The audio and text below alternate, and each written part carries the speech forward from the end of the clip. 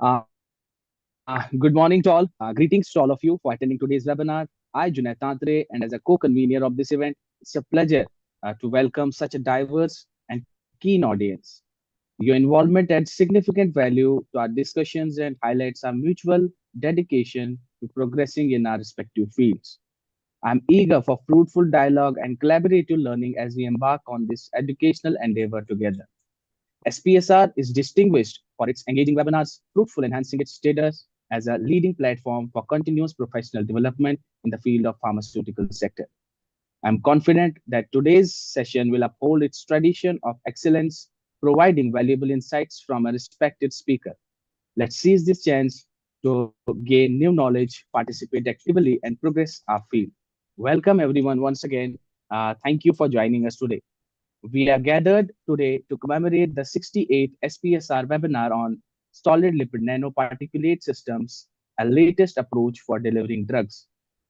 A distinguished event in a series of hosted by Society of Pharmaceutical Research under the esteemed guidance of Dr. Shashi Alok Sir, National President SPSR. The Society continues to play a pivotal role in fostering innovation and advancement in the field of pharmaceutical sciences. The SPSR is devoted to advancing the pharmaceutical field through a variety of strategies. Our mission is to organize conferences that support pharmacy related initiatives and endorse programs taking public health initiatives issues in India. We make its priority to recognize and honor pharmacists whose notable contributions drive progress in our field. By striving towards these objectives, we aim to elevate the quality and impact of pharmacy profession, fostering a proactive and collaborative community dedicated to the excellence. So it's a great privilege to introduce Dr. Swarupananda Mukherjee, sir, HOD and Associate Professor, Department of Pharmaceutics, NSHM College of Pharmaceutical Technology, Kolkata Group of Institutions, India, as a distinguished speaker. Dr. Swarupananda Mukherjee's expertise greatly contributes to our event, providing substantial knowledge and insights. His participation is certain to enrich our discussions and expand exploration of SLN, solid lipid nanoparticulate system, a latest approach for delivering drugs. We are grateful for his engagement and anticipate an enlightening session. It's our privilege to introduce Mrs. Monika Sabharwal, ma'am, as a convener for today's webinar, who also serves as a National Secretary of SPSR and Managing Editor for both IJPSR and IJP. Her significant involvement and leadership in the pharmaceutical sciences communities are indicative of her commitment to the field. We are grateful to have her guidance in today's session. I am pleased to invite Mrs. Monika Sabharwal, ma'am, to warmly welcome our distinguished guest speaker, Dr. Swarupananda Mukherjee, sir. Over to you, ma'am.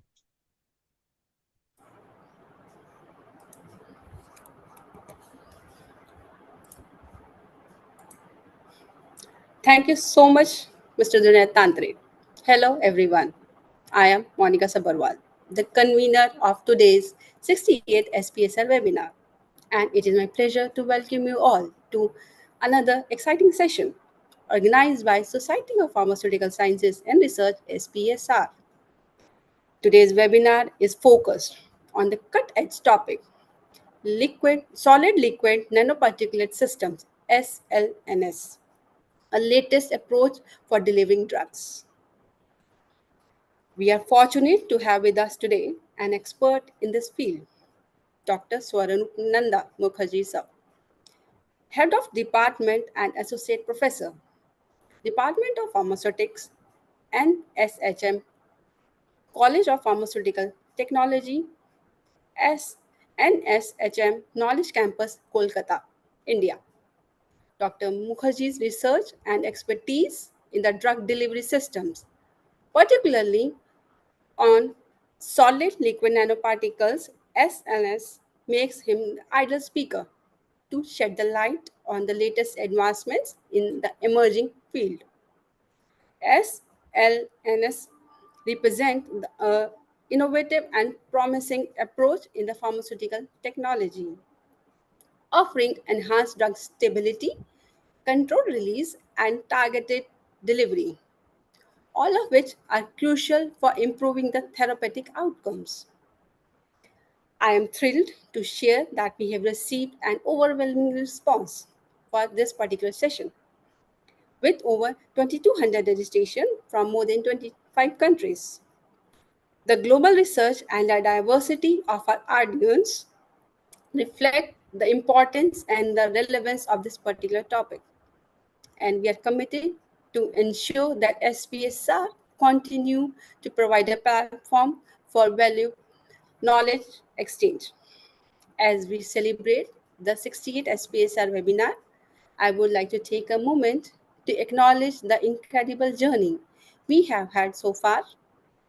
This year alone, we have received over 75,000 registrations across our webinars, with participants consistently benefiting from expert knowledge shared by our esteemed speakers. We owe much of them and success to the unwavering support of our audience who have not only attended our webinars regularly but have also actively contributed to share feedback, suggesting the topics, and even recommending the speakers for the future sessions. At SPSR, we are continuously strive to present the topics that reflect the current trends and the advancements in the pharmaceutical sciences and healthcare. The many of these topics come directly from the suggestions made by our audience. We highly value your input and encourage you to continue share your ideas for your future webinars and the speaker. If anyone is interested in participation as a speaker in our future session, we welcome you to send your details to us. And we are happily to collaborate with you. Before we commence, I would like to warmly welcome Dr. Shashi Alok, our national president, whose visionary leadership has been very crucial in an impressive transformation of SPSR. I would like to take a I would like to extend my heartfelt thanks for the significant contributions made by Mr. Junaid Tantre, the co-convener of this webinar. None of this would have been possible without the tremendous effort of our SPSR team, who work tirelessly to ensure that each webinar runs smoothly and delivers a valuable content to all of you. Their dedication, along with the enthusiastic participation of our audience, has helped us to make a significant impact in the pharmacy profession. I will also like to extend a special thank to all of you who consistently join us on Sundays for these particular webinars, contributing to the success and the continuity of our series. Your participation and feedback truly drive us to make improving and deliver a more valuable content every time. Keep up with the innovation through the SPSR. Subscribe to our YouTube channel for exclusive webinars, experts' insights, and the latest research in the pharmaceutical sciences and healthcare. Join the dynamic community to contribute the healthcare advancements. Stay updated by subscribing to SPSI YouTube channel and enabling the notification bell icon for the instant alerts. Follow our journey in advancing the pharmaceutical sciences for the society benefit for all of us. We hope that today's session provides you the insightful knowledge on solid liquid nanoparticulate systems and their role in enhancing the drug delivery. Without further ado, it is my honor to welcome you, Dr. Swarupananda Mukherjee, sir, who will lead us through this very fascinating topic. Thank you, and I wish you all a very engaging and informative webinar. Over to you, Mr. Junaid Tantre. Thank you so much, ma'am. I really appreciate Mrs. Monika Sabharwal, ma'am, granting me the opportunity to present this webinar.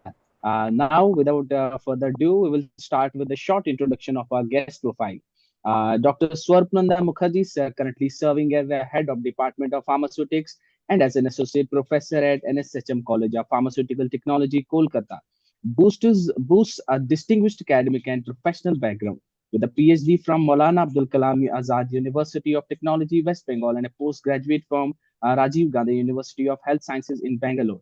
Dr. Mukherjee has significantly contributed to the field of pharmaceutical technology. His diverse education includes an IPS certification from the Indian Institute of Science, Bangalore, an MBA from National Institute of Business Management, Chennai, and DPQCQM from IPAR, Pune. Specializing in nanoparticulate drug delivery systems, Dr. Mukherjee has an impressive portfolio, including over 100 publications in prestigious national and international journals, the authorship of 5 books and 22 book chapters. He holds 15 patents across India, UK, South Africa, and Germany, underscoring his innovative contributions to pharmaceutical research. Recognized as an innovation brand ambassador of AICTE, he has received numerous accolades, including the Young Achiever Award 2020, the Dynamic Pharma Teacher Award 2020 by the Indian Pharma Educational Society, and AKSMI Innovation Award 2021 Young Research Scientist Award. His recognition extends to listing in 2% World Scientist and University Ranking 2021 and has been honored with the Best Researcher Award by VDGWD Technology Factory, the Distinguished Professor Award 2021 by Indian Pharma Educational Society, and the Professor M.L. Shroff Award recognized by 2022 from Pharmalok, and the Best Researcher Award from the American Nano Society for 1,000 citations in a single article. In addition to his academic and research endeavors, Dr. Mukherjee has played an active role in scientific community as an editorial board member for various national and international journals. He also served as a convener and resource person for numerous international and national conferences, webinars, short-term training programs, and faculty development programs. His involvement extends beyond traditional academia, and he has been recognized as an expert UHV faculty, as an expert CBIT scheme faculty by the PCI. Dr. Mukherjee's dedication to pharmaceutical education and research, coupled with his prolific contributions, has established him as a highly respected figure in the scientific community. His commitment to innovation and education continues to inspire and shape the future of pharmaceutical sciences. It's a great satisfaction and pride that we declare that we have exceeded 2,200 registrants globally, showcasing an impressive diversity of countries. Significant attendees is noted from nations include India, Bangladesh, Egypt, Ethiopia, Indonesia, Iraq, Iran, Jamaica, Kenya, Malaysia, Myanmar, Nepal, Nigeria, Oman, Pakistan, Philippines, Saudi Arabia, Syria, Thailand, Turkey, USA, and Vietnam. We are deeply moved by the substantial and varied response we have garnered. Our heartfelt gratitude is extended to each person who has taken a moment to participate in significant event. Thank you for all joining us today. So let's make this webinar a more insightful and enriching experience. We have our esteemed keynote speaker with us, Dr. Swarupananda Mukherjee, sir. Welcome, sir. Your insights will be highly valuable, and I appreciate you if you could present them in your speech, sir. Over to you, sir. Thank you so much, Dr. Junaid. Thank you, madam, for your nice introductions. Thank you, Society of Pharmaceutical Sciences and Research. I would like to extend my heartfelt thanks to Professor Dr. Socialok sir, Mrs. Monika madam, Dr. Junaid, and the entire organizing committee for the opportunity to serve as a speaker at this 68th SPSR webinar, which is live now in front of the huge number of national and international audience.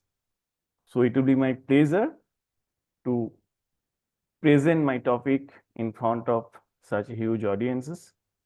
So let me allow to share my PPT. Please, sir, please go for it.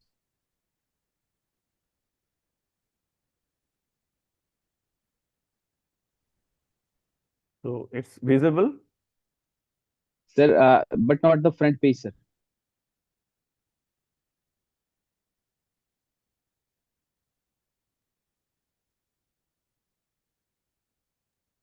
It is visible, sir, but not the front page. Yes, So it's fine yes, sir, now? yes, sir. Thank you. Thank you so much.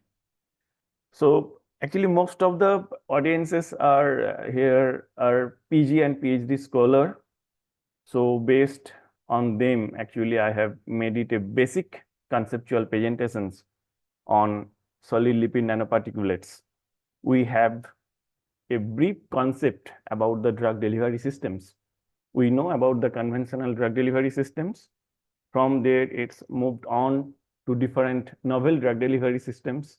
And under novel drug delivery systems, we are knowing about kind of different types of drug delivery systems. We have concept about targeted drug delivery systems. We have concept about sustained release, time release, control release. So there are a lot of delivery systems is available.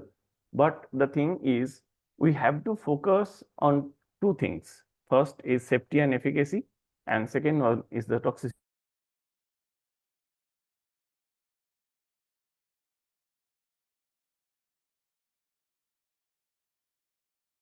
And to reduce the toxicity, definitely nowadays you have to look on this particular type of drug delivery systems. So this is about the solid lipid drug delivery systems. We have basic concept on this. We know that this solid lipid drug delivery systems is kind of a first generation lipid based nanocarriers. So it will be prepared from lipid. That is the basic concept, and there you can have some additions of long chain fatty acids or kind of different classifications of lipid, what we will discuss in our presentations. This solid lipid nanoparticle systems actually in body temperature and has a drug containing lipid core in its particular core area, where you have to add the surfactants to compact or optimize the formulations. So how these lipid nanoparticles generated in the present drug delivery systems? What was the scenario? So it was started in 1913. It was started as a formulations of micelle, which was discovered. Then the development has been occurred, and it has been converted into the liposome in the year 1965. Then there were some problems. Many problems are there with that kind of formulations. So again, optimizations has been produced, and that liposome was converted into the nanoemulsions droplet, which was in the year of 1980. Then from that nanoemulsion droplet, the latest lipid nanoparticulate drug delivery systems has been covered in the 1992. So why we are focusing on this particular drug delivery systems? There are a lot of benefits and a lot of advantages. We will not discuss all the advantages. We will take few basics advantages for what we are choosing nowadays to deliver the drugs through these lipid delivery platforms. So first, it can deliver both lipophilic as well as hydrophilic drugs, one of the most prominent advantage for that kind of drug delivery systems. Second, this delivery system protect the incorporated liable medicines. This is the one of the most basic advantage of lipid nanoparticulate systems. They are safer than polymeric nanoparticles. We have done a huge literature survey. We have done few research work in our lab also. What we have seen, there are a huge problems which are arising if you will go for the formulations of like metallic nanoparticles or polymeric nanoparticles, which you can avoid for preparations or during the preparations of these lipid nanoparticulate systems. They are easily biodegradable. So these are the core basics advantage of these lipid nanoparticulate systems. But still we have some disadvantages. First, the drug loading capacity, which is very low. It's depend on many reasons. We can explain in later. They have risk of drug expulsions. Here you have to focus if you want or if you have some plan for optimizing or design the kind of lipid delivery systems, we have to focus on this. There will be problems, but there are solutions. If you can modify your formulations, then you can overcome these problems. Then lipid nanoparticles have unpredictable gelatin tendency. This is one of the most basic disadvantage, because if you are not having the stability of your formulations, then kind of this disadvantage may be arise. So we are discussing about the lipid nanoparticulate system. We are discussing about the particulate systems. So what is that actually? If you will see the core structure, there you can see the basic structure of solid lipid nanoparticulate systems. And the nano range, what we have concept, it's 10 to 1000 nanometer. But if you are going to prepare these lipid nanoparticulate systems, definitely you will be able to achieve to prepare the particles in between 10 to 100 or 200 nanometers. There are some methodology, there are some preparations, there are some excipients. If you will take, if you will validate, and if you will use that kind of excipients and methodology, then 100% you will be able to achieve that.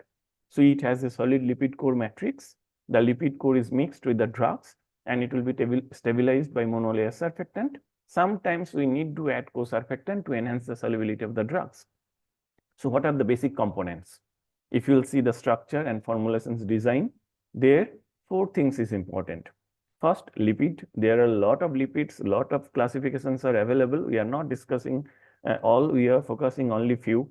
For example, like triglycerides, you can use tricarpine. Hard fatty types, you can use white F-sol W35.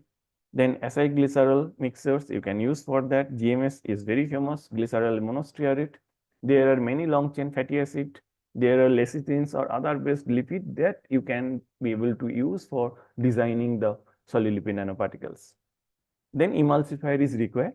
For examples, we have given few names like poloxamol, polysorbate 20, lecithins. There are many emulsions.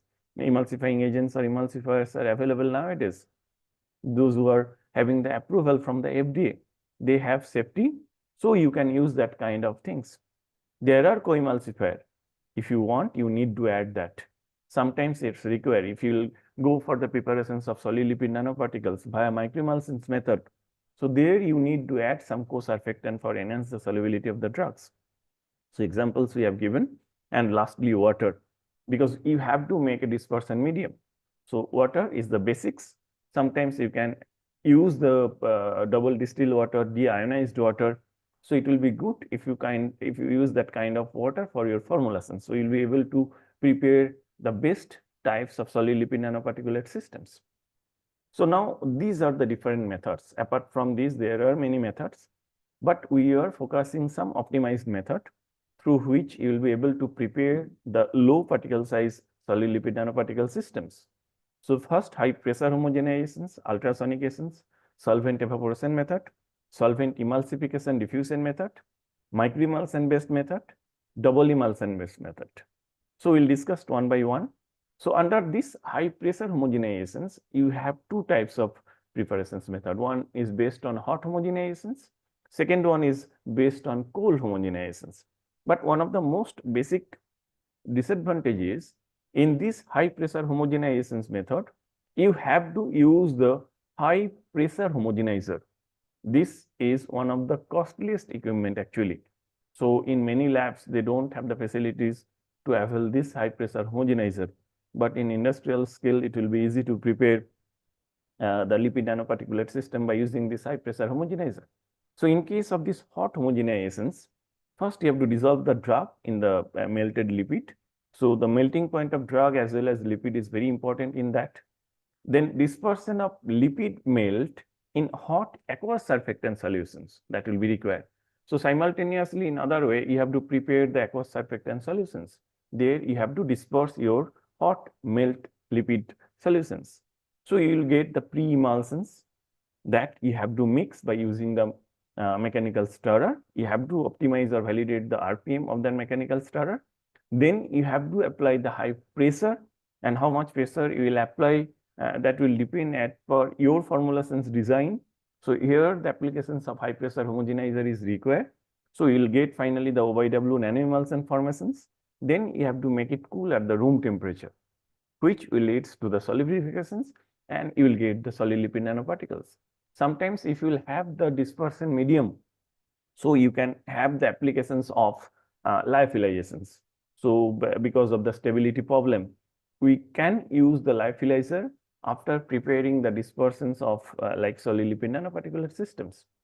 Now, second, high pressure homogenizations. Under this, you can use the cold homogenizations for the preparations. There, drug will be dissolved in the lipid at higher temperature.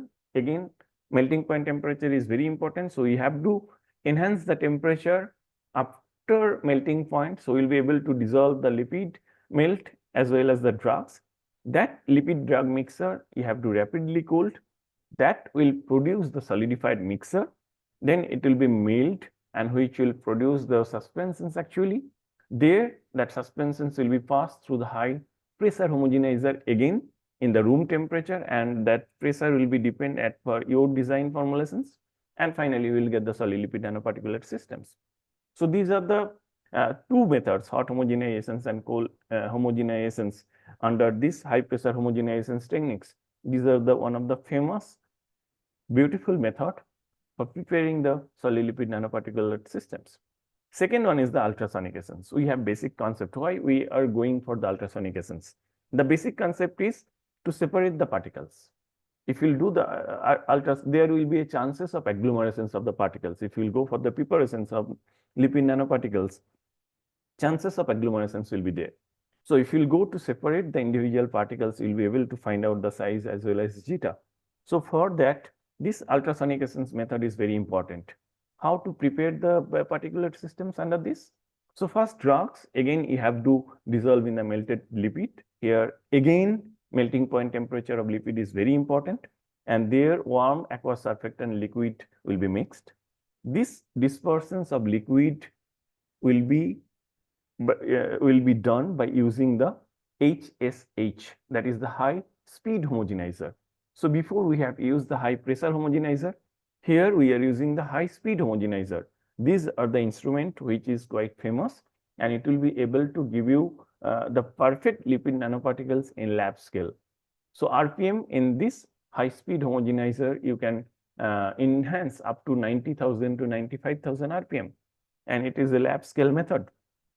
So if you are having this high speed homogenizer, for example, like what we are using polytrans homogenizer, so like kind of many equipments is available which will be able to produce a high speed RPM. So that dispersions will be made by using this high speed homogenizer. So we will be able to form the emulsions. Then ultrasound is required, what I told in the beginning, to separate the particles. Finally, the hot liquid will be cooled and it will be filtered, and you will get the solid lipid nanoparticulate systems. Then solvent evaporation method. It's a manual method, lab-based method, but there are some disadvantage. Sometimes you will not be able to get the particle size in the below range. So we have tried with that method, and we have seen that in many cases we are getting the particle size in between 400 to 500 nanometer. So there you have used the solid lipid and drug, which will be dissolved in the organic solvent. That organic phase will be emulsified with the aqueous phase. Very simple method, like for same what we are using for preparing the emulsions. Then organic solvent is removed at reduced pressure under vacuum. You can do it, and finally you will get the lipid phase, which will be precipitated, and you will get the solid lipid nanoparticles. Number 4, solvent emulsification diffusion method. Again, it's a lab-based method. If you want to prepare your lipid nanoparticles, so you can use this in your lab, where lipid matrix will be dispersed in partly water miscible solvent. Second step, emulsifications of aqueous phase will be happen, or you have to do it by using the mechanical stirrer. Then evaporation of diluted solvent, which you have to do under the vacuum. So requirement of temperature will be quite less, and you will be able to evaporate that. Then finally, precipitations of lipid will be happen in the aqueous medium. So you can separate the top layer. Sometimes you can apply the centrifugations after these precipitations. So you'll be able to find out the particles. You can be easily separate the particles from the supernatant. So precipitations you have to take, and you have to remove the supernatant liquid, and you can go for the like storage. You can go for the lyophilizations, where you will be able to keep your product for a long scales for the characterizations purpose. If you follow this, you'll be able to make your particle size in between 30 to 100 nanometer as per the literature review survey. Then microemulsion based method. One of the most important and easiest method for solid lipid nanoparticulate systems. There are 2 steps. Simultaneously, you have to follow that. In one part, lipid and drug will be prepared, will be mixed at a temperature higher than melting point of lipid. In other part, you have to use water, surfactant, co-surfactant, and temperature you have to use the same. And one thing you have to remember, that if you want to prepare the lipid nanoparticles by microemulsions method, you should have the concept about the phase diagram. because there you have to find out the optimum ratio of surfactant and co-surfactant, what we used to call as a Km ratio. So you have to use the titration method, and how much quantity of water you will be able to add, that you have to find out by these titrations. Then you have to put the value into the software. Design expert is available. There you can find out the clear and non-clear zone, hazy zone. So you'll be able to find out the exact emulsion zone from there. From there, you have to take the ratio of surfactant and co-surfactant, and that ratio you have to apply in this formulations design. So aqueous phase and lipid phase, that will be mixed at 65 to 70 degrees centigrade, what we have given an examples. But it will be depend on melting point of your lipid, and that will be stirred to form a hot emulsions. Then these hot emulsions will be dispersed in cold water under stirring. Now, this cold water you will be able to replace with many kind of dispersions medium, like you can use normal water, you can use the other electrolyte medium, because the surface charge of the particle is very important. You can find out in the evaluation part. So if you need to find out, or if you need to separate the particles, so you have to follow the design, you have to follow the optimizations. So there it's not mandatory that sometimes or every times you have to disperse the hot emulsions or microemulsions in the cold water.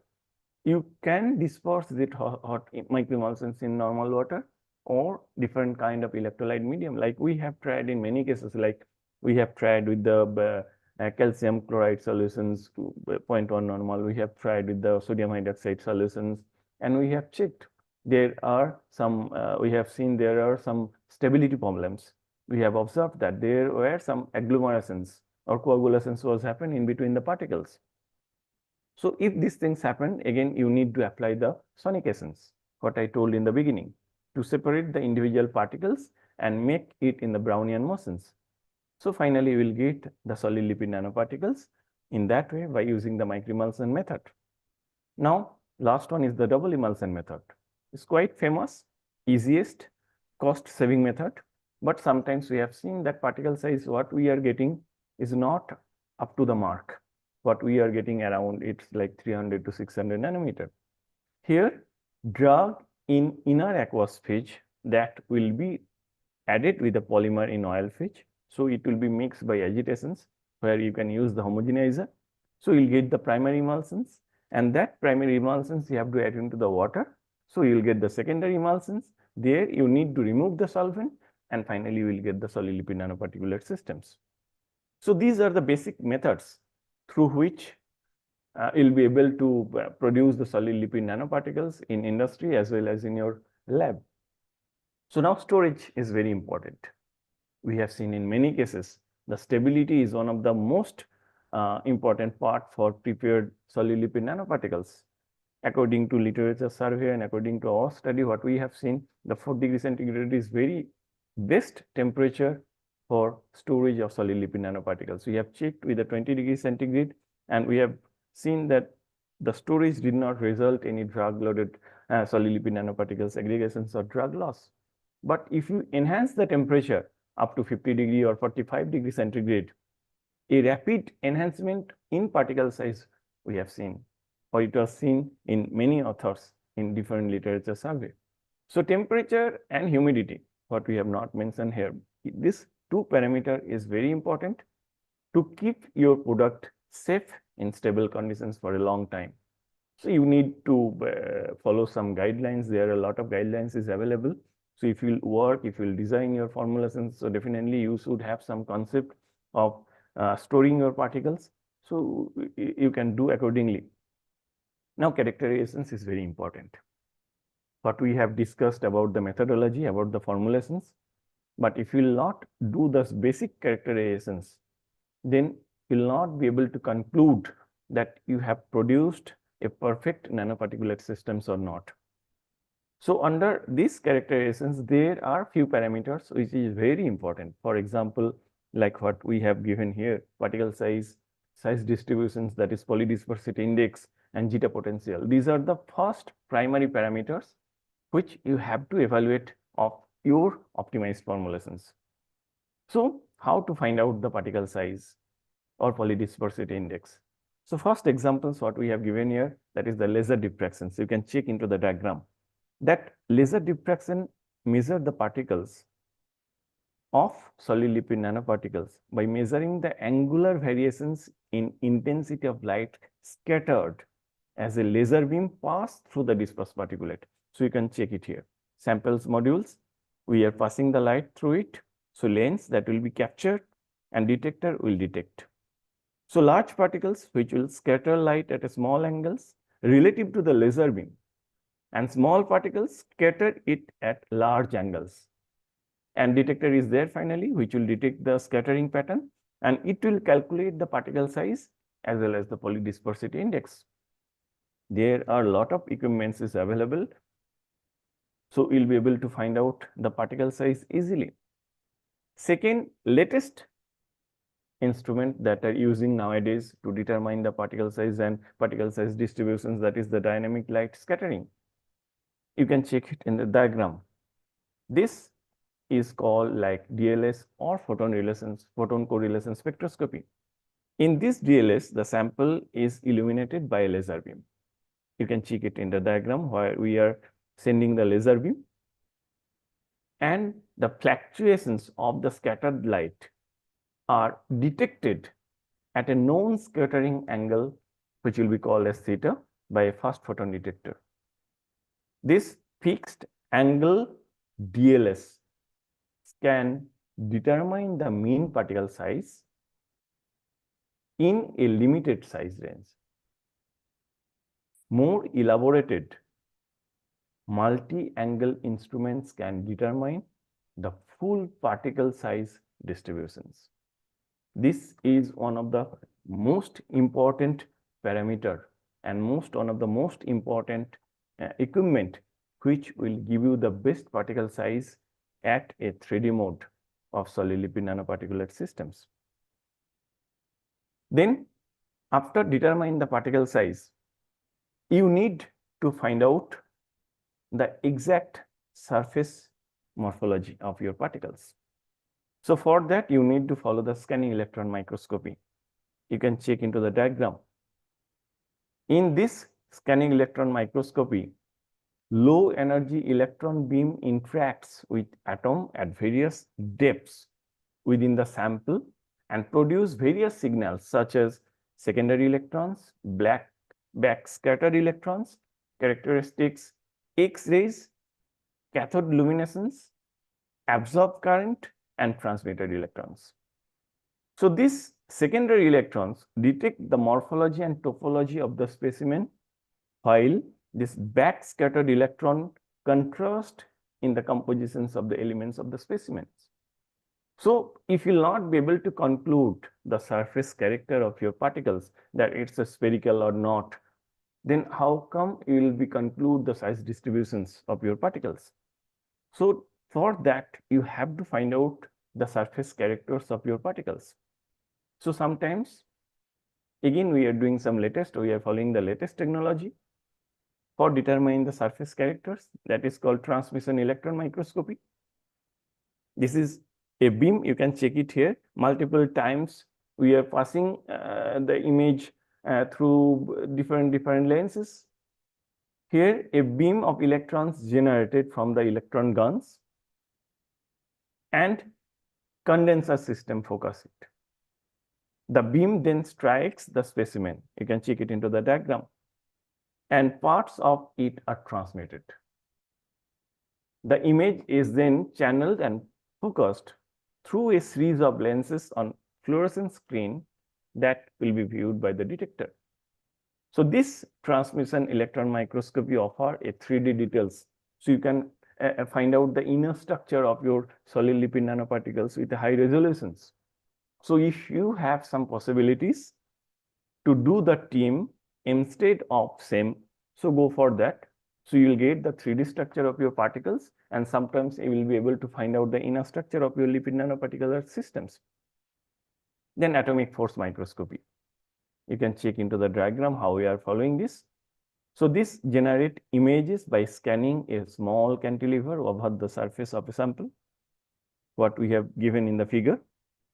A sharp tip on the end of the cantilever contracts the surface, bending the cantilever and changing the amount of laser light reflected into the photodiode. That will be happen in this instrument. And the height of the cantilever is then adjusted. That will be done mechanically through the instrument uses to restore the response signal and resulting in the measured cantilever heighting tracing the surface, and you will get the particular image. So you'll be able to find out the size as well as the surface character of your particles. Now come to the zeta sizer. So this is called zeta sizer because you will be able to find out the zeta potential as well as size. Sometimes it will be called as a ZS. There are some equipment like Malvern, it will be called like Malvern ZS. So it will be able to give you the result of size as well as the zeta potential, because these are the two parameters which will give you the characteristics feature of your developed particles. So you need to find out the particles size as well as you need to find out the surface charge. So in this zeta sizer, if you will see how we are detecting the surface charge, the laser beam passes through the sample cell, what we are passing from the ball below, and the beam scattered at an angle of 12.8 degree, which will be detected. An electric field is applied to the cell. Any particles which will move through the measurement volume will cause fluctuations in intensity of light with a frequency proportional to the particle speed. And the detector is there that will detect these informations, and the zeta sizer software will be available in your lab soft.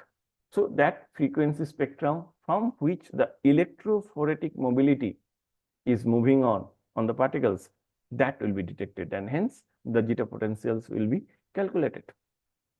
What we have seen from the different literature and from the different research work, the basic valuations of zeta potentials is available from plus 40 to minus 40 millivolt.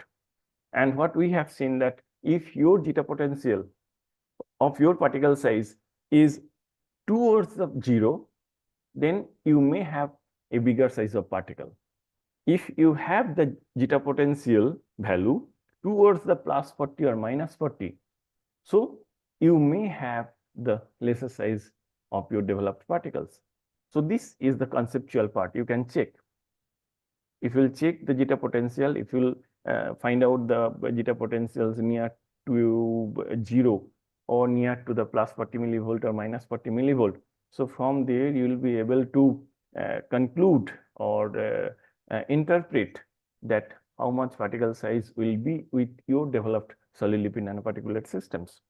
But this is important. Until and unless you will not be able to find out the surface charge, so you will not be able to find out the polydispersity index. There will be chances to agglomerations. Again, I told whenever you will do the particle size and zeta potential determinations, before using, you need to keep the samples in the sonicator. So first, go for the sonications, separate the agglomerated particles individually, then samples you can keep it into the cuvette for determinations of size as well as for the zeta potentials. So these are the basic parameters which you need to find out for your developed or designed lipid nanoparticulate systems. Then we are coming to crystallinity and lipid modifications that will be measured by different method. So first, different scanning calorimetry, we used to call it as a DSC. So for this, the lipid and drugs and physical mixtures, what we are using or you are using for designing your formulations, the melting point temperature is very important. This DSC compares the quantity of heat required to raise the temperature of the samples to that of the reference. So it will be compared with that. If phase transitions occur, there will be a temperature difference between the sample and the standard. And by calculating this temperature difference, DSC can provide you the informations about the sample structure and different lipid modifications. So you'll be able to check if you do the DSC of your drug, physical mixture, and your formulations, and if you will compare the graph of all, so you'll be easily find out what will be the changes is happening compared with your drugs into your formulations. So accordingly, you'll be able to conclude. Then you need to find out the crystalline structure of your formulations. So for that, we have famous method, that is the X-ray powder diffractometer. And we know the principles behind this, that is the Bragg diffractions law. And the instrument that will be used like Bragg diffractometer.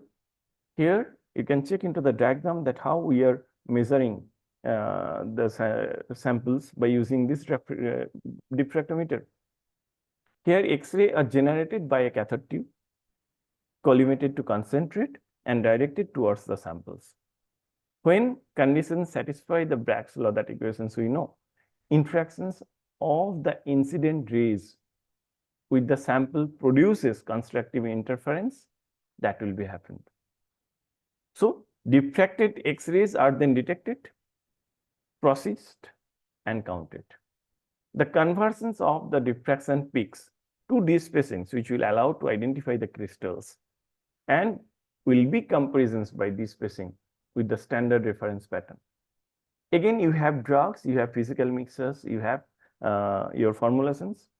So if you'll do the X-ray diffraction study of all these, so you'll the graph. From there, you can check that there is a difference compared to your standard drugs or not. So from here, you'll be able to conclude that if there is a crystalline structure is available with your formulations, or if it converted into the amorphous or towards the amorphous, so that you need to find out. Then we are coming to the nuclear magnetic resonance. This is one of the latest technology that we are applying for measuring the internal structure of solid lipid nanoparticulate systems. Principles we all know about the NMR.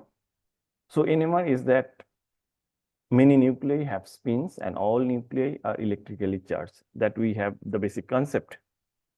And here you can see into the diagram that when external magnetic field is applied, base energy to higher energy level, energy transfer occurs.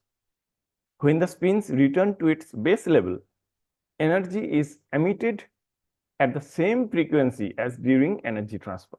That is very important and the basic principles of NMR. The signals that matches this transfer is processed in order to yield an NMR spectrum for the nucleus concerned. And you will be able to find out the shift value. From there, you need to go for the interpretations and you'll be able to find out if there is an internal or any coexistence of additional structures is available inside your formulations. So now we are coming to the basic two methods. Nowadays, many of researchers are doing, actually they are doing to find out any coexistence of additional structure is present in the design formula or not. For that, they are using NMR, what we have already explained, as well as the ESR, that is the electron spin resonance. This ESR spectroscopy you have seen into the diagram that is based upon the absorption of microwave radiations by an unpaired electrons. When it exposed to a strong magnetic field, then only you'll be able to find out the image. It is performed to investigate the mobility of the components, molecular environment of the solid lipid nanoparticulate systems, and nanocompartments in colloidal lipid dispersions. So if you have, or if you have any doubt that you may have some coexistence or additional structure inside your design formula, then you can go for the electron spin resonance study. From there, you will be able to find out these particular things. For example, like if you'll go for the NMR, you'll be able to find out that any additional structure for like liposomes or micelles are present or not. So to optimize your formula or formulation design, you need to do the ESR or NMR to find out or determine the coexistence of additional structure. This is one of the costliest techniques, but you need to do for confirmations of your design formula. Now we are coming to determinations of basic parameters, what you need to find out of your formula. For examples like entrapment efficiency is very simple. The formulations you have already prepared, that you have to dissolve into the solvent, what solvent you have used for making the standard crop of the drugs. So you have to dilute according to the dilution factor. You have to make your concentrations within the BS range, and you have to find out the absorbance from the UV. From there, you need to calculate the percentage of drug entrapped. Sometimes we used to call it as a pegylations. So you have to find out that. Sometimes you have to find out the drug content also and percentage drug content also. So drug loading capacity, we have already explained in the beginning that this is one of the most important parameter. We are looking into the drug loading of solid lipid nanoparticulate systems, because in most of the cases loading is quite less what we have seen in different research papers. Now, method for measuring the drug release, what we used to call as a percentage cumulative drug release. There are many methods like side-by-side diffusion cells with artificial or biological membranes, dialysis bag diffusion techniques, reverse dialysis bag technique, agitations followed by ultracentrifugations or centrifugal ultrafiltrations. So apart from this, or within this dialysis bag techniques is very important. This dialysis bag techniques is one of the most important techniques nowadays researchers are following. So you have dialysis bag. Sometimes we need to activate this by keeping the dialysis bag into the water for 24 hours. Once we have used the 1% EDTA solutions, where we kept the dialysis bag for 24 hours to activate the pores. So if it is required, you have to do the process. Then you have to cut the dialysis bag in a specific size. One side you have to tie it with the thread. Then inside you have to keep your dispersion medium, what you have prepared for your solid lipid nanoparticles designs. Then other side of the dialysis bag you have to tie it up. Then you have to dip the dialysis bag in the beaker, where you have kept the phosphate buffer with specific pH. From there, you have to withdraw the samples and you have to follow the sink conditions. So you will get the value. Again, you have to go for the dilutions. You have to follow the UV specific spectroscopic method. From there, you have to find out the absorbance. You have slope value from your standard graph, and from there, you'll be able to calculate the percentage drug release. So apart from this in vitro drug release, there are ex vivo models which is available for solid lipid nanoparticles also. Because the drugs, we know they are under 4 BCS classes. BCS is the biopharmaceutical classification systems. And we know there are 4 classes, class 1, class 2, class 3, class 4. So class 2 and 4, class 2 have low water solubility and high permeability. In class 4, low water solubility, low permeability. So if you are taking class 4 drugs, so you will have the aim to enhance the solubility as well as the permeability. So to enhance the permeability, in that case, you can use the animal model where you can use the rat jejunum, duodenal segments, then ileum, and you'll be able to find out that you are getting the enhanced permeability of your formulations or not. So you can follow the animal model specifically. So these are the parameters what you need to find out after preparing your formulations. Now we are coming to the route of administrations. This is very important. What we have seen from different patents and different design formula, that solid lipid nanoparticles that are using through parenteral administrations, through oral administrations, transdermal applications we have seen, ophthalmic administrations we have seen. There are many formulations what we are using for pulmonary drug delivery systems. There are cosmetics, there are many creams, gels are available as a solid lipid nanoparticles, which we are using, or approved drugs what in market they are using as a topical applications. So these are the different routes through which you will be able to target the solid lipid nanoparticle systems. And apart from this, there are few specific assays like in vitro method is available through which you can check the toxicity or safety efficacy by using the cell line study. That will be most approachable part of your research. Then applications. So we have discussed about the solid lipid nanoparticles. We have discussed what is that, how it has came into the market, what are the different raw materials used for preparing solid lipid nanoparticles, then what are the advantages and disadvantages, then what are the different methods through which you'll be able to prepare the solid lipid nanoparticle systems. Then we have discussed about the different parameters, how to detect and what are the different applications of instrument in between that. And now we are coming to the applications part. This is one of the first and major part of solid lipid nanoparticles nowadays.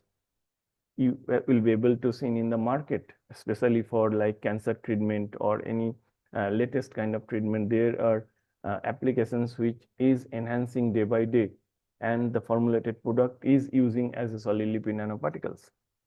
So here we have given specific examples of applications of solid lipid nanoparticles. So one by one we'll discuss. There are many applications. We have taken only few that will be able to clear the basics idea among the delegates or among the audiences who are present or listening to me. So solid lipid nanoparticles as a potential novel vaccinations adjuvant. We know the drastic changes what happened during our COVID time.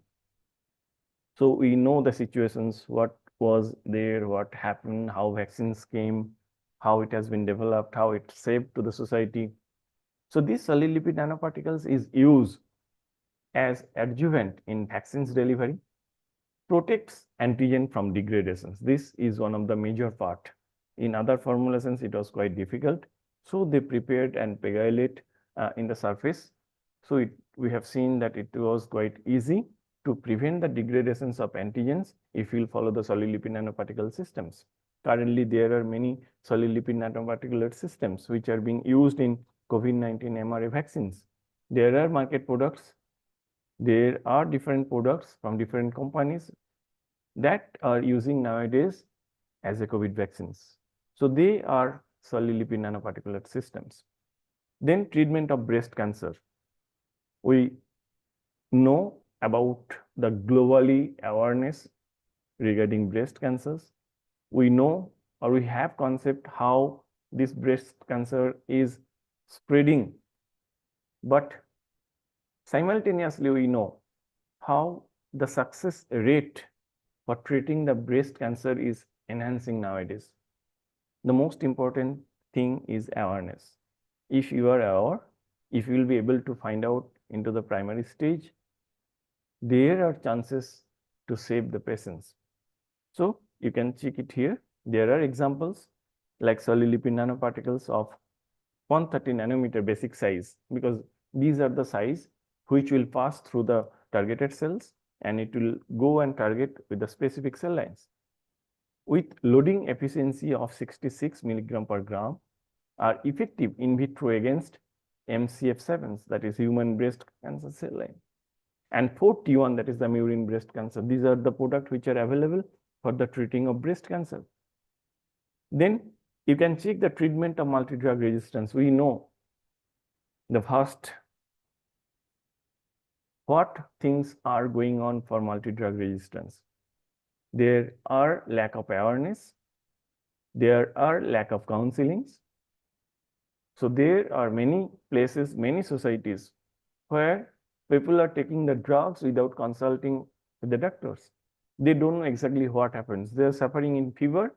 They used to ask their neighbors what they have taken during their time, and they're taking the drugs simultaneously. So like that way, the multiple drug resistance is happening specifically for the antibiotic cases. So there also availability of solid lipid nanoparticles is there, and success rate is too good. We have seen in the database. For examples like we have given doxorubicin co-loaded and alpha tocopherol succinate into the solid lipid nanoparticles are capable to treat this multiple or multi-drug resistance cancer cells. They effectively show the anti-cancer actions in resistant MCF7 or ADR and NCI ADR breast cancer cell line also. So there are results. There we are getting the hope. There the uses of solid lipid nanoparticles is enhancing day by day. You need to design, you need to formulate, you need to enhance the applications. So treatment of lung cancer, there also you have seen there are many drugs which are approved for this lung cancer. For examples like naringenin solid-lipid nanoparticles, which show a good cellular uptake pattern than conventional ones. And what we have seen that people are reporting that if you take these solid-lipid nanoparticles as a chemotherapeutical drug, the hair loss and other side effect and toxic effects are not happening, which is there by using the conventional naringenin drugs. The second drugs, that is paclitaxels.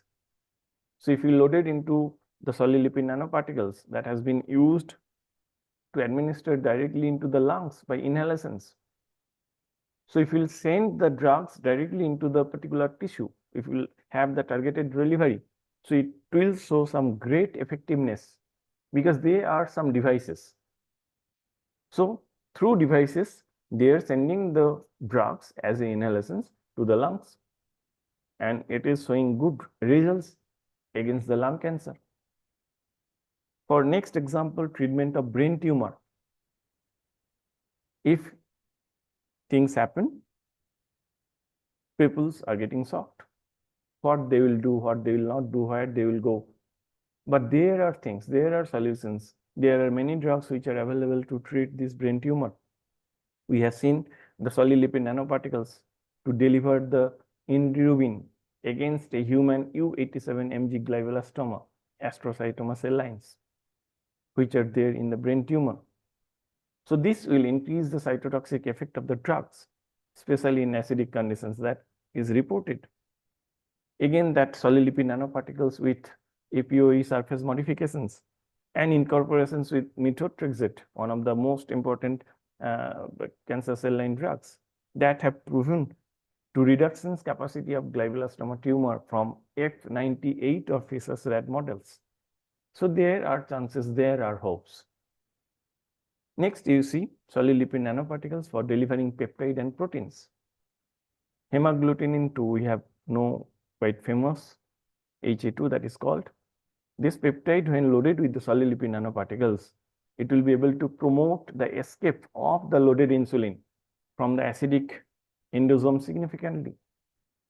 So how they are implementing, how they are enhancing, how they are increasing the application spot through these drug delivery systems. You have seen the examples again. We have taken it because this is quite famous. The solid lipid nanoparticles for targeted brain delivery. We know the example of tamoxifen. If that grafted with the etoposide, if that will be loaded with the solid lipid nanoparticles, that will significantly enhance the blood-brain carrier permeability coefficient for the drugs and will get the good efficacy. Then solid lipid nanoparticles for parasitic disease. We know the awareness of parasitic disease, what is happening globally. Till we don't have the vaccines, we don't have vaccines for dengue, malaria. Still, they are under the clinical trials. So, if you have the chances to deliver the drugs for this kind of parasitic diseases, so people will be saved. We know the rate of death by dengue is increasing nowadays.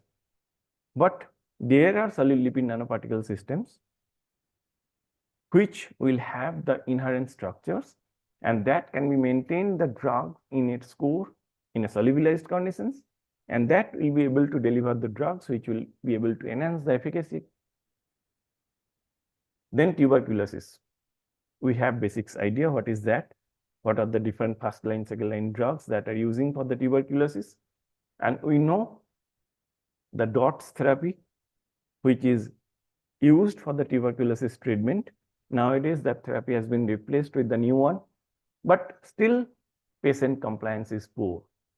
Because in that case, you are taking the drugs daily basis. Daily, you have to take the 2-3 medicines, then weekly, then monthly. So patient compliance is very poor. They will feel hesitate to take the drugs again and again. So if you'll be able to formulate the solid lipid nanoparticle systems, there are some reported articles also. They have prepared the solid lipid nanoparticles of rifampicin, isoniazid, and pyrazinamide. They are the first line drugs for the treating tuberculosis. That systems are able to reduce the dose frequency. This is very important. You are taking the drugs, you are taking 2-3 times daily. Instead of that, you have to take once in a week. So if you reduce the dose frequency, naturally the patient compliances will be enhanced. That is quite important part. And last one is the dermatological preparations. There also applications of SLNs is vast. Day by day, it's grooming. If you'll go to the cosmetic market, you can see there are a lot of products like sunscreen, gels, night creams, serums. They are available as like lipid nanoparticulate systems or nanoparticulate systems. So these lipid nanoparticulate systems can to deliver the medications both locally and systematically. That has been approved, that I've seen into the research. And these lipid nanoparticles can be used as effective skin moisturizers because they have their less size. So penetrations and absorptions will be high. So you will be able to get the best efficacious result by using this kind of delivery systems. So this is all about the solid lipid nanoparticulate systems. Now, if you'll see the trend, how this solid lipid nanoparticles research is going on day to day. So we have taken the data from the year 2000 to 2024. There you can see we have given the drugs. We have given the number of publications year-wise. There you have see the pattern of the graph. This graph illustrates the growing trend in research publications focused on solid lipid nanoparticle systems as a drug delivery. It reflects the increasing interest and advancement in nanotechnology for pharmaceutical applications. So you can check the graph and see in 2000 where we were, and in 2024 we have seen the sources from PubMed. You can check it through PubMed. There are more than 3,500 publications is available till date, where in the year of 2000 or 2005, there were hardly 50 to 60 papers on solid lipid nanoparticle systems. So this is the importance of our research. So if any kind of blood delivery systems is focusing, or if its interest is growing day to day, so you should have concentrations on that. So you will be able to prepare, or if you will be able to design this kind of drug delivery systems. Hope it will be a good idea, and future will have many more things that will be available into the market. You can see the patent that we have also taken it from like uspto.gov or IPF from Indian patent sites. So number of publications or number of applications, we have taken only applications, not the all granted patents. Still, if you'll see from 2000 to 2024, number of applications on solid lipid nanoparticles on patents, that is increasing. So reflecting the growing interest and the innovations in using this technology for delivery systems is upward. So we have to focus on it. If we'll be able to focus, and if we'll be able to make this kind of delivery system successfully, so hope it will be a good research in our coming days. So that's it. So in conclusions, we have already explained many things, but these all are the basics, because I have told in the beginning that what we have seen that many are like PG scholar, PhD scholar are there. So if we will be able to grow the concept on solid lipid nanoparticles among them, so they will get some interest. So idea will be created, and if they will be able to find out some solutions, some design in their lab, if they have facilities, because cost effectiveness is there in this kind of delivery systems, but still there are many central institutes, they are providing the facilities. So if you will not have the kind of like XRD, DSC in your lab, so you can send the samples. There are many institutes, they are providing or they are helping to find out or making the solutions. So it will be good. So we can summarize that these solid lipid nanoparticles is a promising and revolutionary in the drug delivery systems. Why? We have already explained. But it is not miracle. It also has benefits as well as the flaws that we have seen. It's quick and efficient production process, ability of productions on a large scale, avoidance of organic solvents, and the ability to produce carriers with high encapsulation efficiency gives it an edge over the traditional systems. So we have concept and difference between what is traditional systems and what is the latest novel drug delivery systems. So this is the basic advantage on lipid nanoparticulate systems. But they have also some drawbacks that we have already explained, like related to polymeric modifications of the lipid matrix, physical instability, for examples like gelations, aggregations, drug expulsions, what we have already explained, and coexisting structures like liposome and micelles. We have already explained that nowadays people are finding out, they need to find out that if there is any coexisting structure present in their formulations or not. For that, they are using the ESR or NMR study. However, many of the drawbacks already solved with the introduction of second generations of solid lipid nanoparticles, that is nanostructure lipid carriers, NLC. You might have heard this name. So today, solid lipid nanoparticles already paved its path inside the pharmaceutical market. It's already available. Many products are there. They have cleared their approvals from different governing body, and its uses is growing. It is anticipated that modified form of solid lipid nanoparticles such as nanostructure lipid carriers, stealth solid lipid nanoparticles, and targeted solid lipid nanoparticles with combination drugs will be more optimized in near future, reducing side effects and increasing the efficacy to serve as a potential carriers. So at the beginning, I have explained these two: safety, efficacy, and toxicity. These three parameter or three term is very important for any kind of drug delivery systems. So if you'll be able to give the good efficacy, safety, then your delivery systems will be good. And simultaneously, you have to prove to reduce the toxicity of your delivery systems. So we have seen in many cases that these solid lipid nanoparticle systems will be able to produce good efficacy and safety to the patients. Simultaneously, they are reducing the toxicity of the product. We have seen many examples during the chemotherapy treatment of the cancer patients. There are a lot of examples is available in the paper, in the internet, in the PubMed, in the Science Direct. So you can go on this. So these are the references.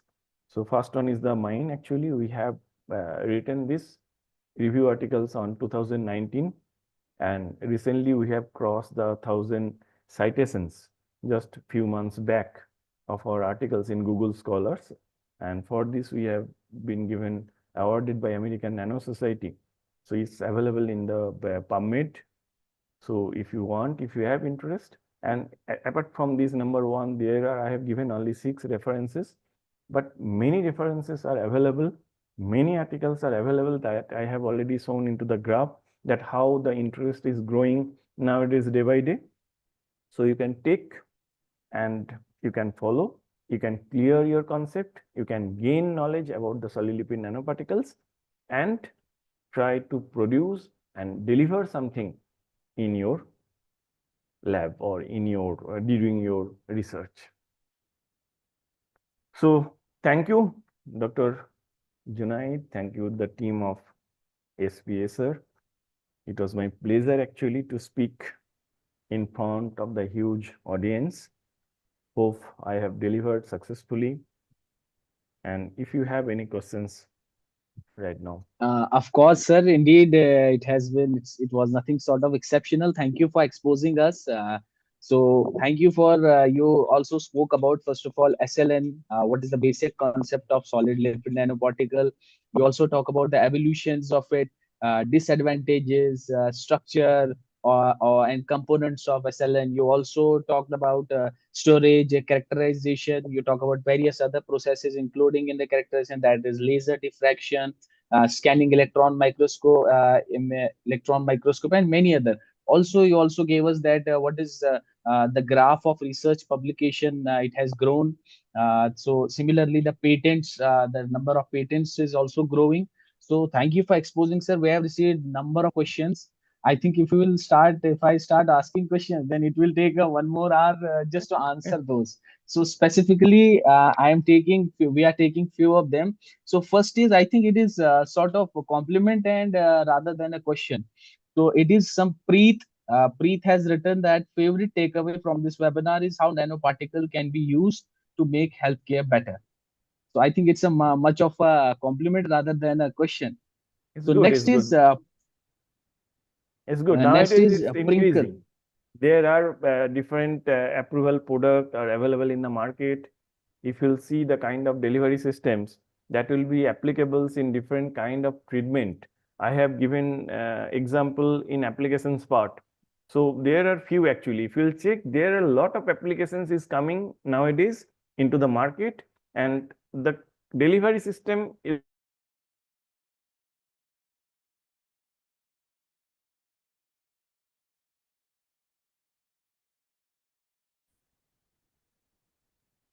Right, sir. So we have one more question by Prinkle Ramtake. Which method of SLN is beneficial, hot method or cold method? hot method is always beneficial. Because in cold method, what we have seen, when you are changing the temperature, when you are variations the temperature, there is a chances of agglomerations or gelations. So that chances will not be there in during the hot microemulsions or hot emulsions method, because there you are maintaining both the phases at same temperature. So in between or in during the same temperature, if you disperse the drug lipid part into the aqueous surfactant solutions, there will not have any chances of aggregations or gelations. But in case of cold, there will be chances of gelations. So if you have facilities, if you have ability, better to try with the hot microemulsions method. So Prinkle has one more question added to it. Role of SLN in wound healing. Role of yes, it is there. It's already available. So I have already mentioned that there are gels. So like gels is one of the best formulations that will give you the best result for wound healing. And for wound healing, you may have some drugs, you may have some natural products, or you may have some Ayurvedic products. There are lot of drugs and natural products is applicable. So take that as a source or as a API, keep or try to make them as a nanoparticulate systems. And then if you'll go for the applications, because we have explained about the permeability, you can check through that. And if you'll go for the applications, definitely you will have a very good results. Sir, we have one more question from Karthik Trivedi. He has written, HLB value of lipid affects the stability of SLN and NLCs. If we want an alternative of stearic acid, then what we can use as an alternative of this stearic acid? Actually, this is the questions, good questions, research-based questions, and this is a trial and error-based questions. So you have to try. You don't know about which acid or which kind of triglyceride is compatible with your API. So before doing the formulations, you have to go for the pre-formulation study. There you have to check the compatibility of lipid with the drugs. If there, suppose if you are using the stearic acid, so you have to check the compatibility of drug and stearic acid by using the FTIR method. There, if you will see that stearic acid, if it is compatible with the drug, you can go for that. If it is not compatible, you can replace the stearic acid with the glyceryl monostearate, or there are any other lipid that also will be replaced with the stearic acid. But you need to check the compatibility study before the formulations design. So pre-formulation part is very important for the designing of solid lipid nanoparticles formulations. Right, sir. So we have one more question. Milad Ji, What about the micro extraction systems and using some novel materials such as LDH for drug delivery? Are they useful? We are not using yet actually, but if it's basically related to synthetic questions, synthetic chemistry questions, but we are not using that kind of extractions during our lab-based work, and we have not worked literaturally on the review. But 100% if the extractions part, if it will be continued and if it will be perfect, and if you'll get the better active constituent, and by using that, if you'll go for the kind of delivery systems, hope it will give you the good results. We have to look on this actually. We don't have much idea on that because we have not worked yet. But if you will have concept and if you will be able to optimize this with your pattern, the way you want to think, how to design, how you will be able to apply the extractions in your delivery systems. So definitely some solutions will come on that. That will be more Sir, beneficial. we have one more question from Sense Pharma. Will it be useful DDS drug delivery system for hyperlipidemic patients such as diabetic patients? Yes, yes, yes, yes. It is using, and uh, we have worked on anti-diabetic, and there are many anti-diabetic drugs which are getting approval and which are using as a lipid drug delivery systems or a nano drug delivery systems. Because for diabetic, Sir, one more, what we have right, concept that if you are a diabetic, you have to take the medications daily, what we are daily. seeing to control your Yes, yes, sugar. But if you right. go for this kind of delivery systems, again, that dose frequency will be reduced and patient Okay. compliance will be more. So go for this kind of delivery systems, you'll have a best results. Sir, one more question from Briswiti Jana. Sir, let me tell you, this is one of the sessions that we have received humongous, response by in terms of questions, sir. No So, one problem. question from Biswajit Jana: Are the encapsulation efficiency of the drug within the lipid matrix can reduce drug leakage and enhance stability? Yes. Stability, I'm not sure. I have to check, but efficiency they'll be able to reduce because So, I think this is the last. stability is not dependent on that. You have to check actually, but efficiency 100% it will be reduced. Okay.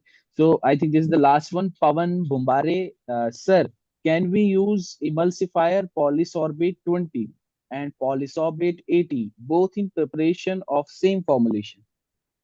No, my question is why you need to use that both? You have many Okay. surfactants. You have, like, if you will check the classifications, there are a lot of surfactants you can use for the preparations of lipid nanoparticles. But before using, again, I am telling the compatibility study is very important. First, you have to check that twin 80 or twin 40 what you are saying. And the second thing is why you need to add that. That you have to Hmm. find out the solutions. So before using both the emulsifier, check the compatibility. If Right. you are able to produce the solid lipid nanoparticles by using a single emulsifier, go on that. Unnecessary, don't add lot of excipients. Because Right. if you will add lot of excipients, there will be chances of instability, there will be Instability, chances of particle size enhancement, and there will be chances of toxicity. toxicity also So at the better same you time. try with first 20. If it is compatible and if it will be able to produce the particle size within your targeted range, go for that. If there are some problem in solubility, if you want to enhance more, then go for the You can secondary use additions. 80. Okay. Sir, thank you so much once again. In conclusion, Dr. Swarupananda Mukherjee sir's insights into solid lipid nanoparticulate systems highlighted transformative frontier in drug delivery technology. As discussed in the 68th SPSR webinar, SNLs offer unparalleled advantage in drug stability, controlled release, and biocompatibility also, sir. Sir also talked about potential of SLNs to elevate therapeutic efficacy and patient outcomes in is vast and continuous research promises to unveil further groundbreaking research. Dr. Mukherjee sir has underscored the critical importance of interdisciplinary collaboration in advancing SLN technology. This collective effort ensures that SLNs can meet the clinical needs efficiently and effectively. As we remain dedicated to pushing the boundaries, Dr. Mukherjee sir will undoubtedly propel us towards new heights in drug delivery system in future. So your engagement and contributions to this discussion has been invaluable, and we look forward for more pioneering discovering into the future webinars. I want to extend my heartfelt thanks to Dr. Swarupananda Mukherjee sir for his invaluable contribution, and to all our participants for their engagement, for their insightful questions. We are deeply thankful to Dr. Shashi Alok sir, National President SPSR, for honoring us with presence. I would also like to appreciate convener Mrs. Monika Sabharwal ma'am for their pivotal role in organizing this event. We are grateful for your insignificant involvement in 68. Once again, thank you to all the esteemed speaker, to our esteemed speaker and attendees for making this event a grand success. Once again, we look forward to your continued engagement in further discussions. We also invite you to attend our forthcoming 69 SPSR webinar titled Ethics in Experiment and Recent Advances in Animal Models. This registration link will be available in the description box. And do follow and subscribe the SPSR YouTube channel for the pharma updates. Have a wonderful day ahead. Thank you all. Thank you so much, sir. Thank you so much. This was personally one of my best lectures to attend. Thank you once again. Thank you so much. And there are many questions I know. If they want, they can contact me through LinkedIn profile. I'll be surely able to answer all the questions. Sure, sir. They will definitely search you on LinkedIn, sir. They must have, you must have already gone your profile, sir. Thank you once again, sir. Thank you so much.